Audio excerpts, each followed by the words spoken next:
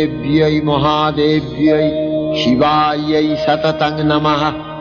नमः प्रकृत्यै भद्रायै नियताः प्रणताः स्मताम्।